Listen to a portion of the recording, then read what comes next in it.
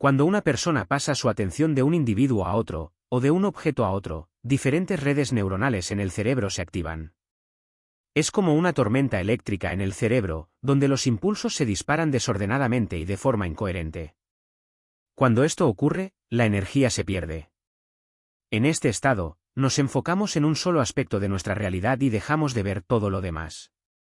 Si en tu vida suceden 10 cosas grandiosas pero una no sale como esperabas, es probable que te obsesiones con esa única cosa que no funcionó. En un estado de supervivencia, el cerebro siempre busca predecir lo que sucederá a continuación, basándose en experiencias pasadas. La capacidad de manejar lo desconocido se ve limitada, pues el cerebro necesita percibir, ver, oler, oír y tocar para definir lo que está sucediendo. Las sensaciones se convierten en el filtro de nuestra realidad, y así el enfoque se vuelve más y más estrecho. Pero lo que descubrimos es que, si le enseñamos a las personas a liberar su atención de las percepciones sensoriales, su cerebro entra en un estado distinto, uno donde las ondas cerebrales se alinean a una frecuencia específica, como la Z. En ese estado, el cerebro no recibe información de los sentidos del entorno, sino que se conecta internamente. El sistema nervioso comienza a interactuar con la energía, y las ondas cerebrales se elevan a un nivel conocido como ondas gamma, un estado extremadamente elevado de actividad mental. Este estado no está asociado con el miedo ni la agresión, sino con la euforia y la conexión. Es una sensación de éxtasis, una de esas experiencias que sentimos como algo completamente familiar, pero al mismo tiempo extraño. En este estado elevado, el cuerpo experimenta lo que podría llamarse una actualización biológica. Las enfermedades, desde la eczema hasta el cáncer avanzado, pueden desaparecer, y el cuerpo parece sanar a nivel celular.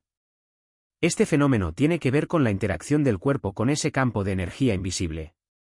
A medida que las ondas cerebrales se fortalecen y se vuelven coherentes, el cuerpo comienza a responder a esa energía, y las enfermedades empiezan a desvanecerse. Imagina que en ese momento de conexión profunda, te das cuenta de que esa sensación no proviene de nada externo. No viene de una persona, un objeto ni una circunstancia externa. Es cuando, por fin, dejas de buscarlo afuera y entiendes que la fuente está en ti. Ese es el comienzo de una verdadera relación de amor propio, y resulta cada vez más difícil dejar de alimentarla. Cuando analizamos la sangre de las personas que logran llegar a ese estado, observamos que sus células cancerígenas reducen su actividad en un 70%. Incluso las células que están relacionadas con el Alzheimer muestran una disminución en su función. Estos cambios indican que hay información en el cuerpo capaz de modificar nuestro estado físico, y está directamente relacionada con la forma en que nos conectamos con nuestra propia energía interna. El objetivo es hacer que las personas comprendan lo que están haciendo y por qué lo hacen. Si logramos combinar la física cuántica, la neurociencia, la neuroendocrinología, la psiconeuroinmunología, la epigenética, el electromagnetismo y la física clásica de manera sencilla, no solo lo entenderán, sino que podrán aplicarlo. Es importante que lo comprendan de tal manera que puedan enseñarlo a otros, sin supersticiones ni dogmas. A través de la práctica y la aplicación de esta filosofía, pueden hacer que sus acciones se alineen con sus pensamientos y sus intenciones. Cuando el cuerpo y la mente trabajan juntos, se genera una nueva experiencia que, a su vez, enriquece la estructura neuronal del cerebro. Este proceso produce una sustancia química que corresponde a la emoción o sentimiento que estamos viviendo, y esta emoción enseña al cuerpo a comprender lo que la mente ya ha aprendido intelectualmente.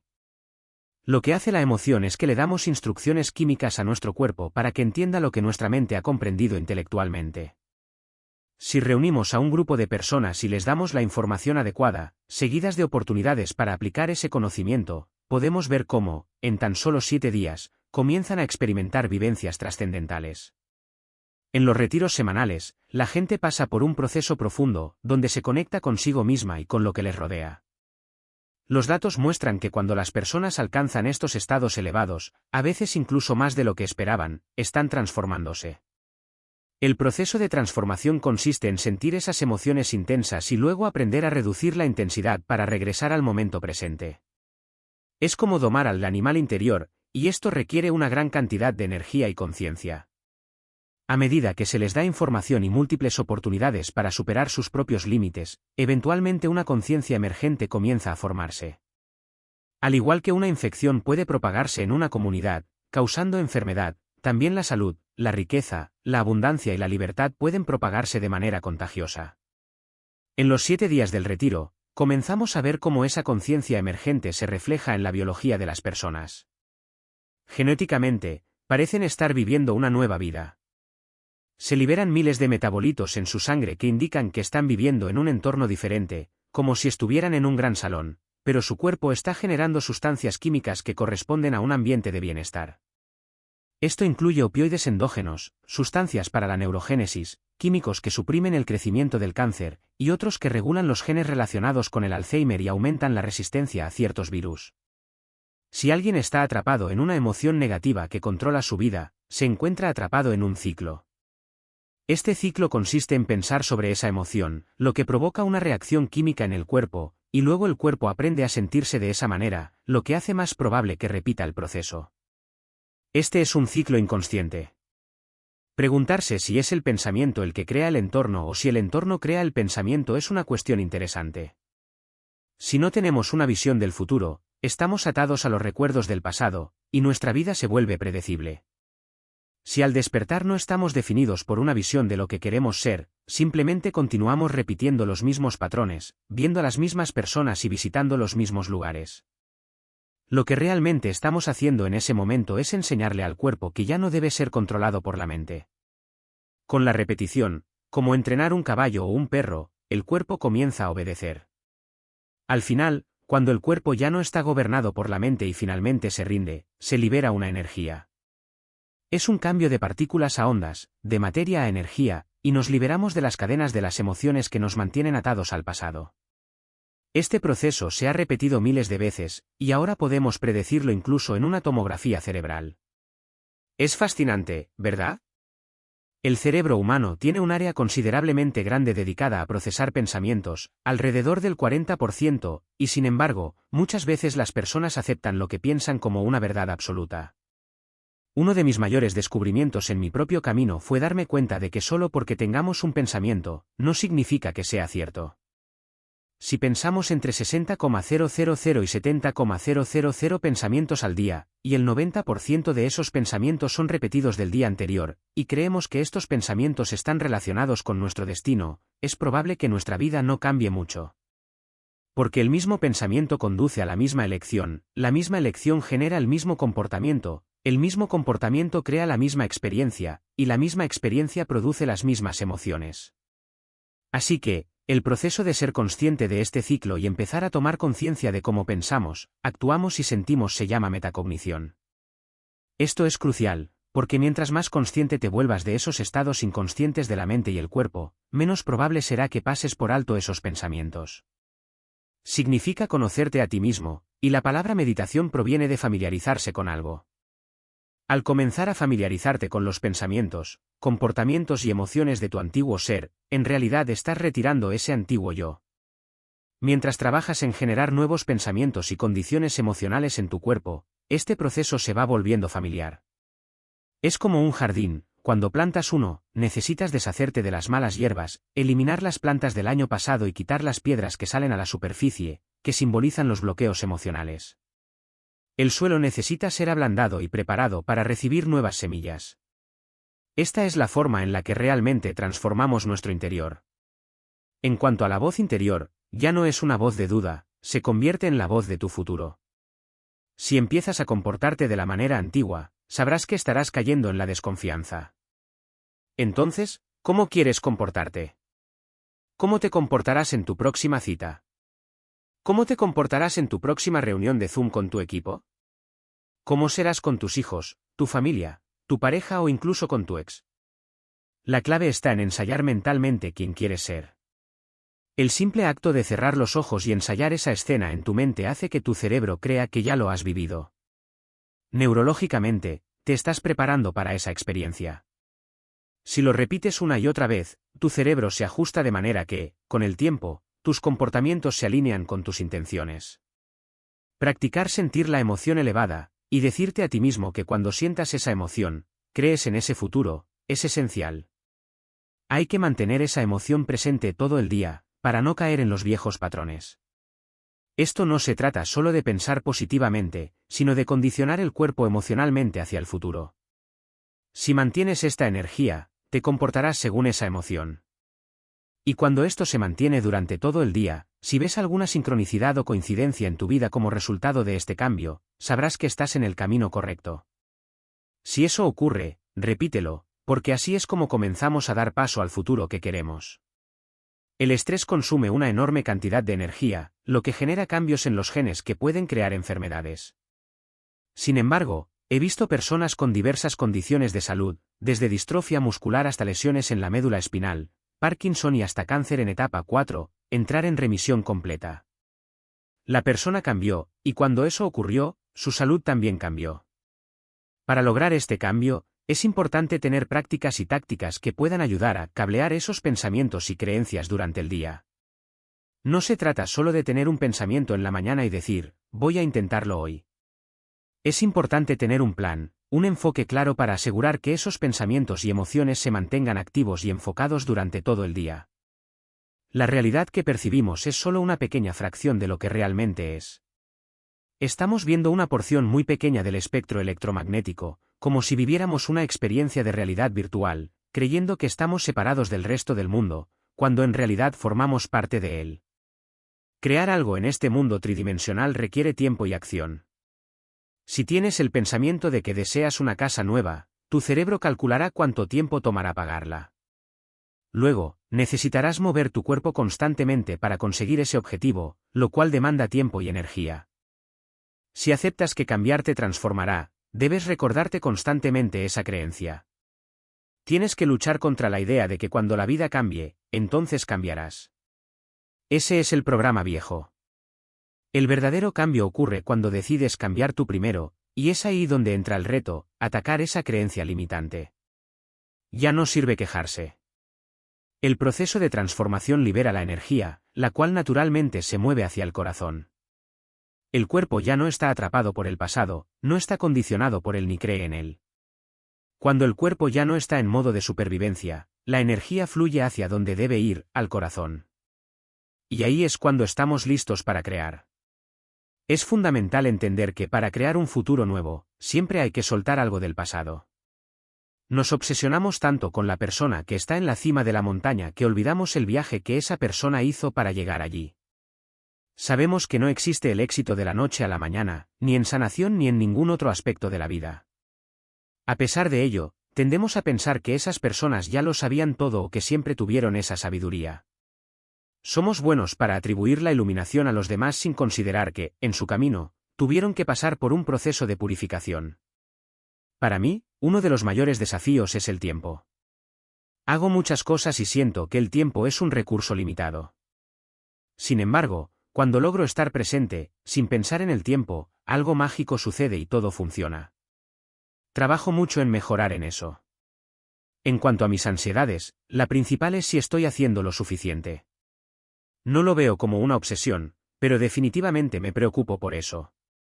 Algo que realmente me ayuda es el tiempo que paso solo. Creo que esto es lo que más me beneficia. Ahora bien, mi visión es clara, quiero hacer una diferencia en el mundo, cambiar a las personas, porque al cambiar a las personas, podemos cambiar el mundo. Para mí, las relaciones son lo más importante que tenemos. Mi filosofía es vivir la vida al máximo, porque somos los creadores de nuestra propia vida.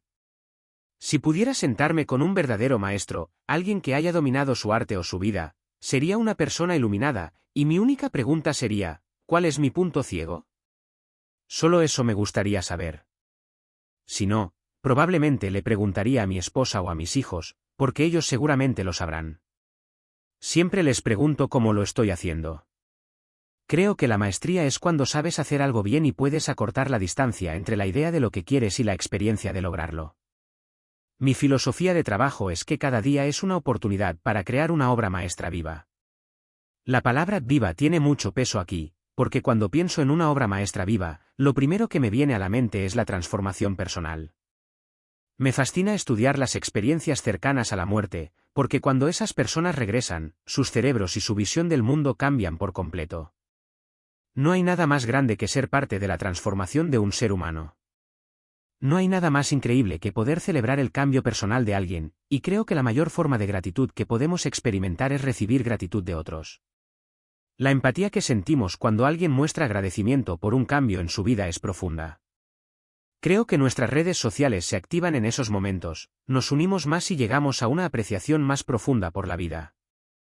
Las personas impulsadas por una misión son aquellas que realmente desean hacer una diferencia en la vida de los demás, y creo que esa es la motivación más alta. La gente viene a nosotros buscando riqueza, salud, relaciones o experiencias místicas. Pero para mí, eso no importa. Es solo una experiencia. Lo que realmente importa es que las personas que logran sanar, lo hacen al transformar su propia energía. Recuerdo que en la escuela, cuando me sentía perdido, aproveché esa falta de atención y la canalicé hacia el deporte, lo que eventualmente me llevó a hacer lo que hago ahora. Era una manera de convertir lo que parecía un obstáculo, como el déficit de atención, en algo positivo. Me di cuenta de que si encontraba algo que realmente me interesara, aunque fuera difícil al principio, podía sumergirme en ello y seguir practicando hasta mejorar. Eso me llevó a desarrollar una obsesión por dominar cosas que me apasionaban. Como dijiste, es como si fuera un cazador-recolector, obsesionado con ser el mejor en algo.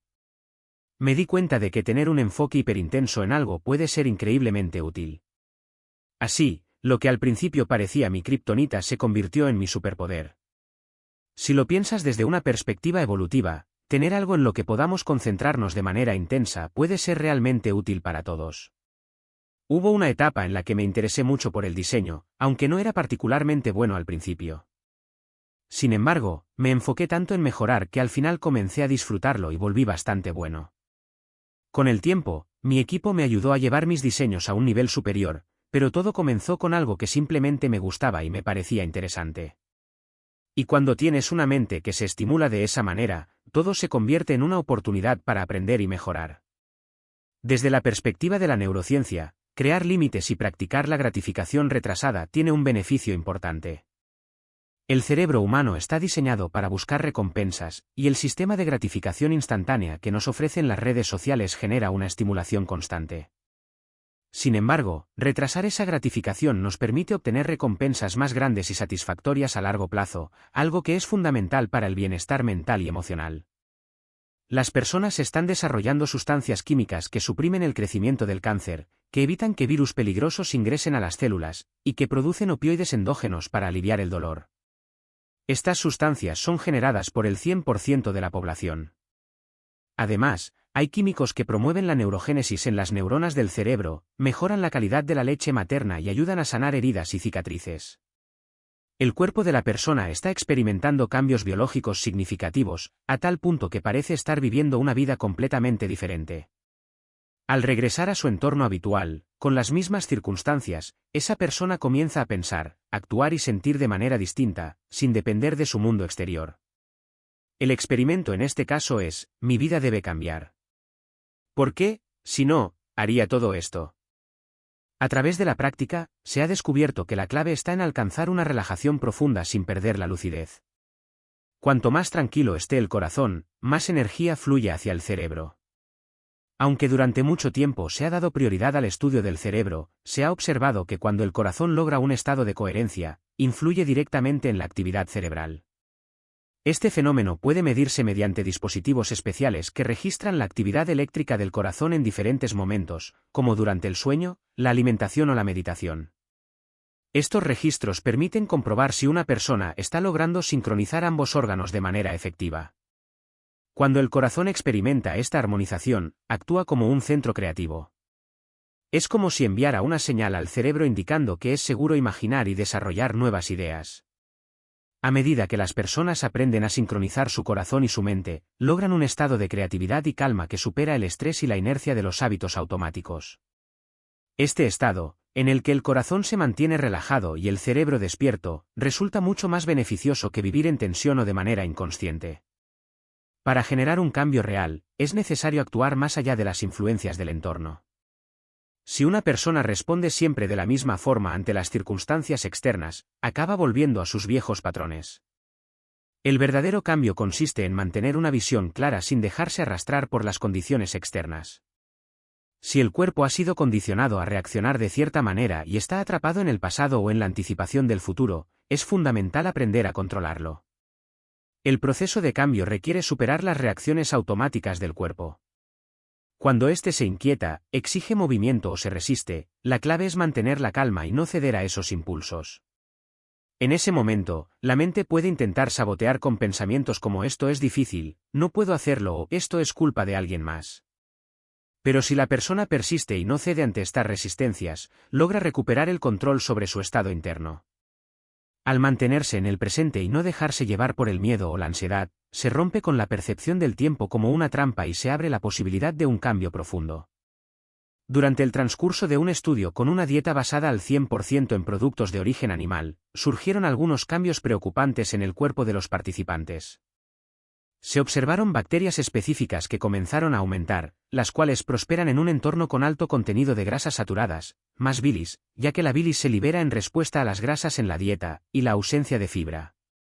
Una de estas bacterias se llama Vapivibacterium y ha sido vinculada con enfermedades como la colitis ulcerosa y los problemas relacionados con el colon. Además, se sabe que el uso de antibióticos en la ganadería también puede ser un factor clave. En los Estados Unidos, alrededor del 80% de los antibióticos fabricados se destinan a los animales, no solo a los bovinos, sino a todo tipo de ganado, lo cual es parte del sistema de la agricultura industrial. Lo problemático es que existen vacíos legales que permiten que se argumente que los animales lo necesitan, cuando en realidad, lo que sucede es que, si se administran antibióticos a un cerdo y se destruye su microbioma, este ganará un 15% más de peso, incluso si consume la misma cantidad de calorías.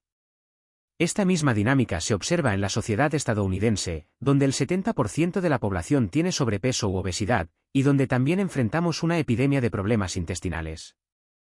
Creo que este es otro indicio de que necesitamos revisar y modificar nuestros hábitos alimenticios. Hablando específicamente de dietas basadas en productos animales, uno de los principales problemas que surgen con el uso de antibióticos en los animales de granja es la destrucción de su microbioma intestinal.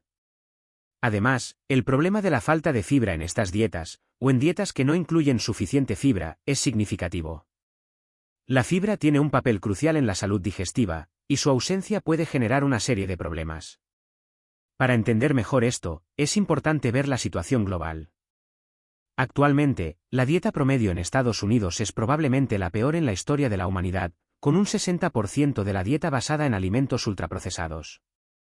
Por otro lado, el 30% de la dieta se compone de alimentos que también carecen de nutrientes esenciales. Esto contribuye a un panorama de salud pública alarmante, con un aumento en las enfermedades digestivas y metabólicas.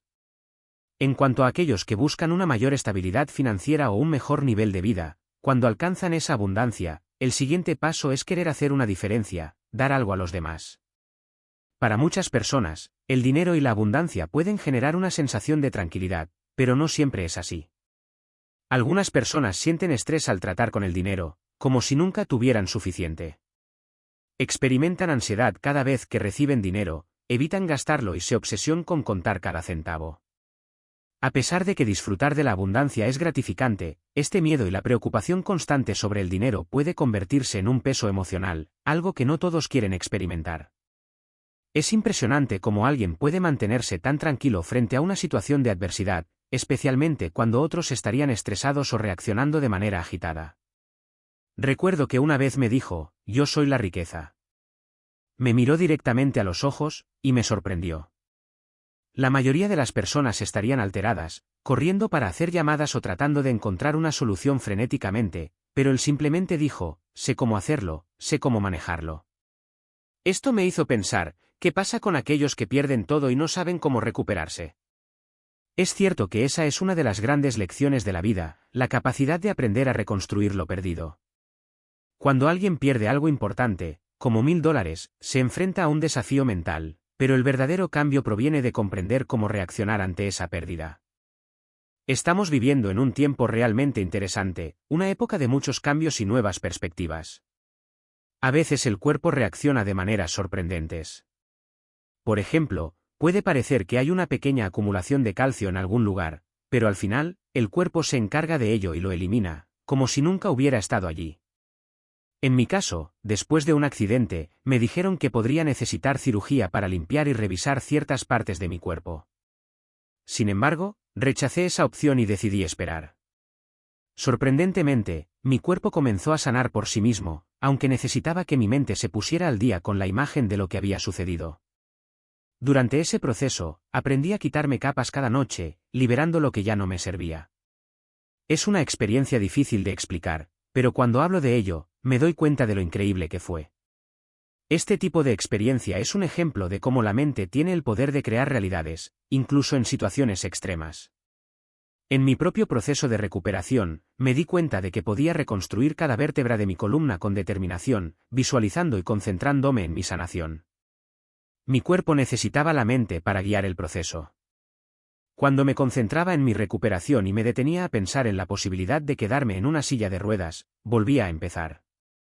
Era una forma de no permitir que mi mente se desbordara con pensamientos limitantes.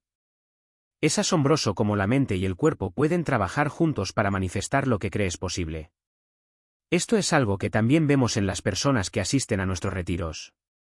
Hay momentos en los que alguien sube al escenario y comparte su historia, como por ejemplo, alguien diagnosticado con cáncer en etapa avanzada, que ha probado todos los tratamientos convencionales sin éxito.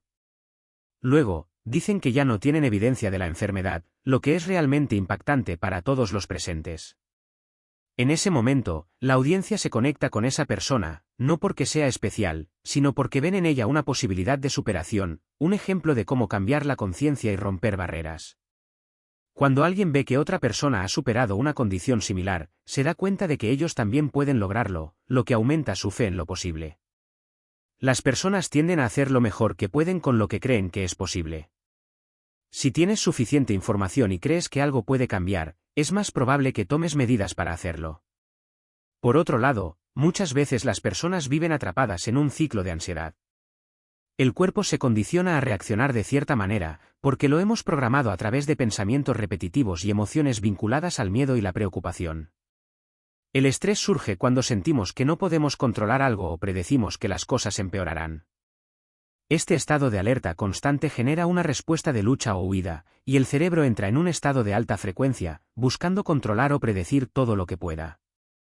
Sin embargo, este proceso no tiene nada que ver con factores externos, como el clima o la comida, sino con cómo nosotros mismos hemos entrenado a nuestro cuerpo y mente para reaccionar ante el estrés. Cuando una persona se siente realmente en su zona durante unos 12 minutos, está en un estado de concentración total, pero luego pasa el resto del día sintiéndose frustrada, impaciente, enojada, sufriendo y temerosa. En este caso, una hora no va a ser suficiente, por lo que es necesario hacer un ensayo mental sobre cómo uno actuará en esas circunstancias. El proceso de ensayo mental es simple: cierras los ojos y te imaginas haciendo algo, ya sea tocando el piano o practicando un deporte. Sabes muy bien cómo funciona esto. Cuando realmente estás presente, el cerebro no puede diferenciar entre lo que está sucediendo en la realidad y lo que estás imaginando. Así, lo que estás imaginando se convierte en la experiencia real, y el cerebro lo procesa como si ya hubieras estado tocando el piano durante 5 días o jugando al golf durante toda la semana. De este modo, el cerebro deja de ser solo un registro del pasado y comienza a actuar como un mapa para el futuro, instalando el software necesario. Si sigues practicando esto, tu comportamiento cambiará en la forma en que interactúas con tu compañero de trabajo o incluso con tu ex, por ejemplo. Algunos problemas de salud, como los que tienen que ver con la cognición o el enfoque mental, pueden estar relacionados con lo que se conoce como el cerebro permeable. Este fenómeno ocurre cuando la barrera hematoencefálica se daña y deja pasar sustancias que no deberían estar allí, afectando nuestra capacidad para concentrarnos. Antes de eliminar el gluten de mi dieta, solía tener la cabeza nublada y sentía que mi mente estaba muy atascada. Sin embargo, una vez que dejé el gluten, los cambios fueron drásticos y notables en solo una semana, con una gran mejoría en mi claridad mental.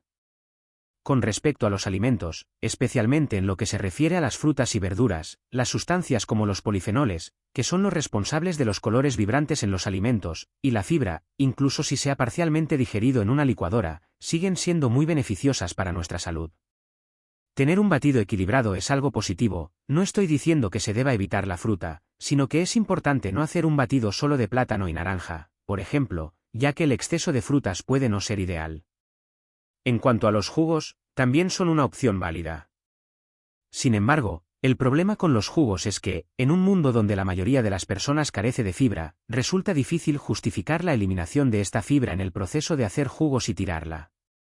Aunque el jugo es definitivamente una opción mejor que bebidas azucaradas como el refresco, mi preocupación es que al eliminar la fibra, se pierde una gran cantidad de nutrientes importantes. Por tanto, si puedes encontrar un equilibrio en tu dieta, los jugos deben verse como un complemento, algo que puede ayudar a optimizar tu alimentación, al igual que los suplementos, pero no deben ser el pilar principal de tu nutrición.